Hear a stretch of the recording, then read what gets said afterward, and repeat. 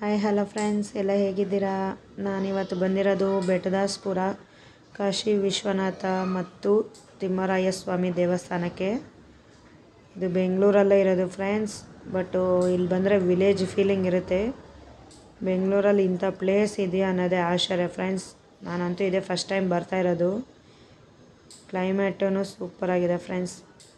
ಇಲ್ಲಿ ಕೋಟೆ ಬಂದು ಹಳೇ ಕಾಲದ್ದು ಅನಿಸುತ್ತೆ ಫ್ರೆಂಡ್ಸ್, ಕಲ್ಲಿನಿಂದನೇ ಕಟ್ಟಿದ್ದಾರೆ. ಕೆಂಪೇಗೌಡರ ಕಾಲದ ದೇವಸ್ಥಾನ ಫ್ರೆಂಡ್ಸ್. ಇದು ಒಳಗಡೆ ಹೋಗ್ತಾ ಇದ್ದೀವಿ. ಸಿಟಿ ಒಳಗಡೆ ಬೋರ್ ಆದವರು ಬಂದು ಇಲ್ಲಿ ಟೈಮ್ ಸ್ಪೆಂಡ್ ಮಾಡ್ಕೊಂಡು ಹೋಗಿ ಫ್ರೆಂಡ್ಸ್. ಚೆನ್ನಾಗಿದೆ ಕ್ಲೈಮೇಟ್.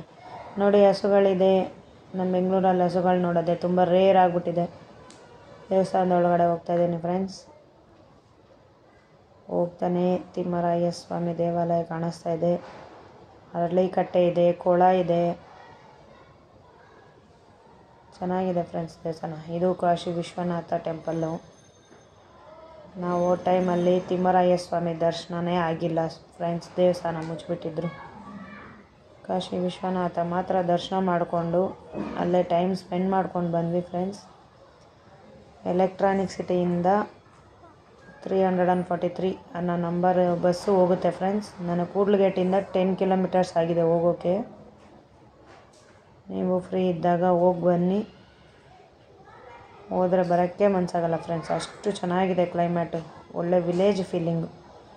ನಿಮಗೆ ನನ್ನ ವಿಡಿಯೋ ಇಷ್ಟ ಆದರೆ ಲೈಕ್ ಮಾಡಿ, ಶೇರ್ ಮಾಡಿ, ಕಮೆಂಟ್ ಮಾಡಿ, ಹಾಗೆ ಸಬ್ಸ್ಕ್ರೈಬ್ ಮಾಡಿ ಫ್ರೆಂಡ್ಸ್.